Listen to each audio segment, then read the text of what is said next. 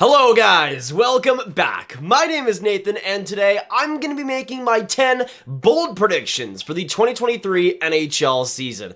Now with this season being as unpredictable as it is, I wanted to go as bold as possible and predict as many crazy things to happen in the 2023 season. But what are my boldest takes for the 2023 season and what do I see being the craziest things to happen in the NHL this year? Watch till the end for all the bold predictions and all of the picks. Make sure you hit that subscribe button if you are new. 50% of you guys aren't subscribed, so if you like hockey content, this channel is the place to be.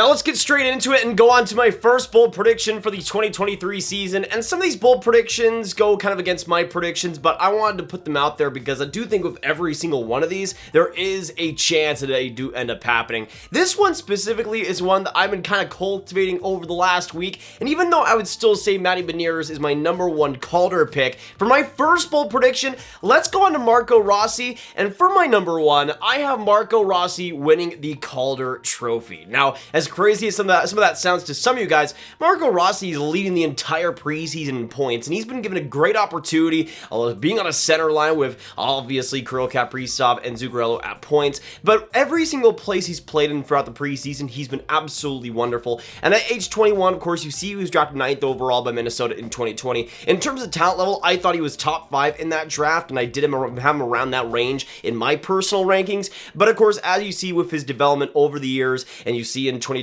how weird of a season that was for him, of course, having the complications with COVID. But then in 2022, he was amazing in the AHL, getting 53 points in 63 games, which not even just the production, but the way he was playing was so important to me, and it was great to see him really dominating with his play style and with his puck protection and really just how he was driving play down there. And of course, this season, he's with elite prospects, at least listed to be with Iowa, but as you can see, he's just had such a prolific effect with the Minnesota Wild. Again, 8 points in the preseason, and I think if he really gets a good opportunity, there's a good chance that he doesn't just seize it, but also thrives with it. Next up, going on to my second bold prediction for the 2023 season. Next up, I have one that some people might believe, but also some other people might think I'm delusional for. But thinking about how good Jack Eichel has already done in the preseason, to me, my second bold prediction is that he will get 95 points on the season, which again might seem a little bit high to some, but to me, he's right in the prime of his career, or at least should be.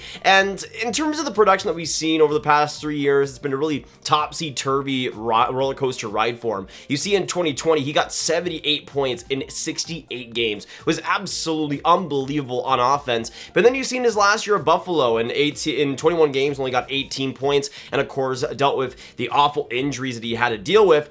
And then in 2022, in his first stint with Vegas, it was okay, but I think we could all agree that it wasn't what we were really expecting from him. But even at his worst, he still got 25 points in 34 games and looked a lot better defensively than he had at points throughout his career in Buffalo. And to me, I look at his impact already with the preseason and how much he's already gelled the roster this year, and you compound, of course, the additions of Phil Kessel onto the offense too, which seems to have some chemistry. To me, I think Jack Eichel could do really well this next year and could be maybe the main reason why Vegas makes the playoffs, and kind of an underrated Hart Trophy pick. Now moving on to another pretty bold one here. This again going to a specific player, but to me, this is a guy that can either make or break a little bit the Colorado Avalanche's season. But to me, considering the situation he's going to, I think is going to do extremely well. Going on to Alexander Georgiev, my third bold prediction is that Alexander Georgiev ends up finishing in the top 5 for VEZINA voting. Now, hear me out, because I feel like with Georgiev, it's an interesting topic to debate, because, of course, in his time with New York, it was not exactly going to plan.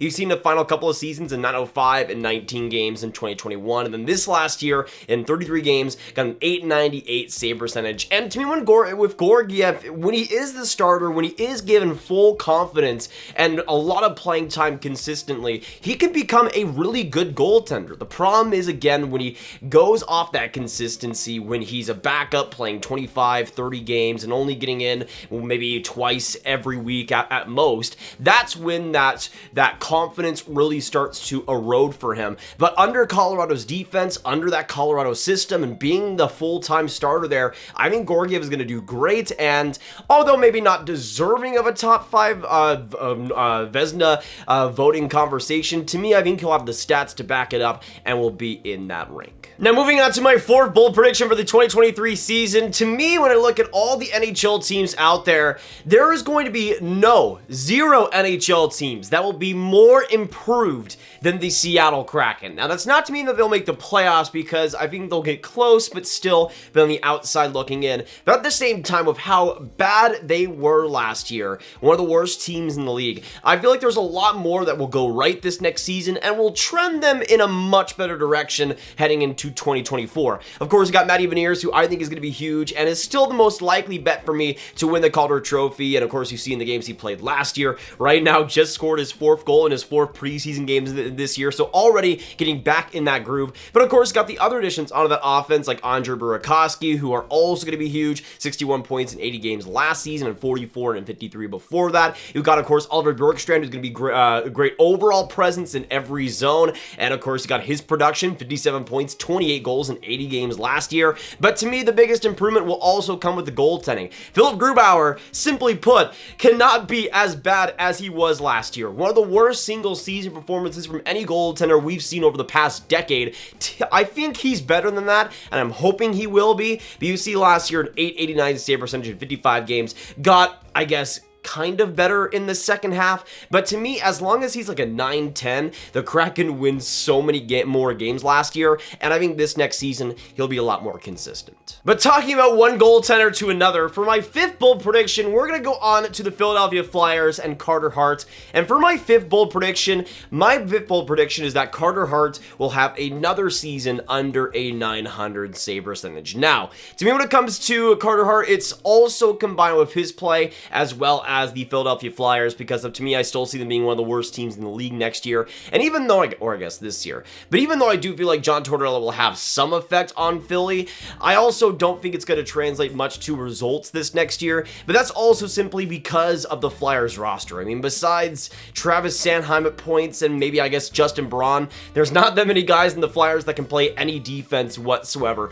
And just imagining Carter Hart having to play behind players like Provorov defensively and Tony DeAngelo defensively scares me this next year. But of course, you saw he got a 905 save percentage, and to me, I could definitely see him still in a world getting maybe still a 905 and 910 at most. But to me, I think there's still a good chance that this next year Philly is awful, and even if Carter Hart still does well, I still think there's a chance he could be under a 900 save percentage. Now going on to my 6th bold prediction for the 2023 season, this one is quite a bit spicy, but considering how many changes this player and as well as his system has gone through over the last offseason, to me, I feel like he's in a great position to do really well. Let's go on to Tyler Seguin, and my bold prediction is that he'll get plus 75 points this next year. And, I mean, you see what he's had to go through over these past 3 seasons. And, of course, playing under Rick Bowness' system, offense goes to die there. And although at some points, I think Seguin got a little bit lucky, at the same time, having to learn how to walk again and skate again, Seguin was still able to get 49 points, 24 goals in 81 games this last year,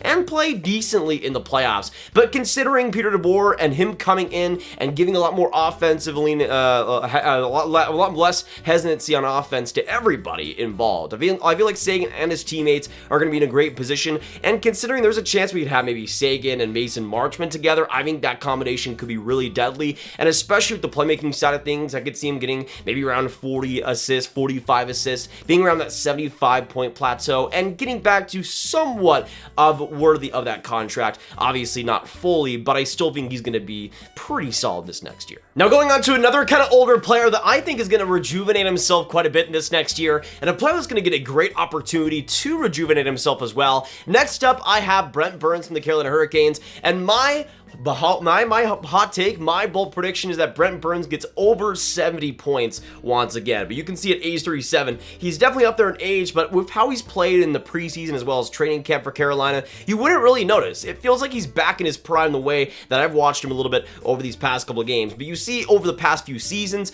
how that production hasn't been as good as you'd like, at least since 2019, where he got 83 points in 82 games. It hasn't been nearly as successful for him. Some of that is because of the Sharks getting getting worse around him, but also because of the age. But to me, I think in Carolina, it feels like he's rejuvenated, at least and especially his mood and the way he carries himself. It feels like he's excited to get a new opportunity in Carolina. But you combine the power play minutes that he'll probably get and the offense he has to work with there. To me, he'll get a lot of opportunity and a lot of points too. But next up, let's move on to my 7th bold prediction for the list, and let's go on to an interesting goalie bold prediction here and a pretty big hot take I have. Let's go into Spencer Knight, and my bold prediction is that he will become the Florida Panthers starter this season. Maybe it will happen in a couple months, maybe it'll happen later in the season, but of course you see the extension that he got. I think it was $4 million or something around that range with Florida, and that goalie tandem really being one of the most expensive in the league, if not the most expensive. But to me, when it comes to Spencer Knight, I think he's in a prime position to truly break out with the Panthers, and even though that defense still leaves a lot to be desired, I think Knight is in a really interesting position here to maybe even get as much or get as a tandem goaltender, maybe even get above that, maybe around 50, 55 games played. And to me, I think there is a chance that heading into the playoffs, if the Florida Panthers make it, Spencer Knight is the guy they call towards, especially as well with what we see in the preseason with Knight looking pretty great and Bobrovsky looking just a little bit stagnant. Going on to another bold prediction, going on to another younger player as well on top of Spencer Knight and another younger player in the Atlantic Division. Going on next up to my 9th bold prediction, I'm going to go on to the Detroit Red Wings, and for my 9th bold prediction, I have Elmer Soderblom getting top 8 in Calder voting. Now, I guess there is a chance he could be top 5, but I didn't want to go that far since this rookie class is absolutely stacked. But another player that has been unbelievable in preseason and just the Red Wings camp in general, and at age 21, of course, you see last year in the SHL, he was phenomenal in a lot of key areas, getting 21 goals, 33 points in 52 games for Frölunda. And to me, I thought there was a pretty decent chance we could see him obviously make the AHL team in Grand Rapids, but also push for potentially some games with the Red Wings this year. But even I was not expecting him to be as good as he has been. But you see just that development curve since he was drafted in 2019 and of course playing in the junior 20, getting 17 points in 44 games, and then just continuing every single year to get much better offensively and round out that skill. And you see, of course, this year is paying dividends. And to me, I think if he makes the Red Wings, I don't think he looks back. But now going on to my 10th and spiciest bold prediction for the 2023 NHL season, let's go on to trade talk here. And for my 10th bold prediction, I have Bo Horvat getting traded this season. Now, when the JT Miller negotiations were happening and when that deal was eventually signed, to me, I kind of knew in my head that that spelled the end of Horvat, at least long-term with the Canucks. We maybe could see a smaller deal happen, but of course, Bo Horvat is going to be a UFA after this next year, and we've already heard tons of trade and contract talk.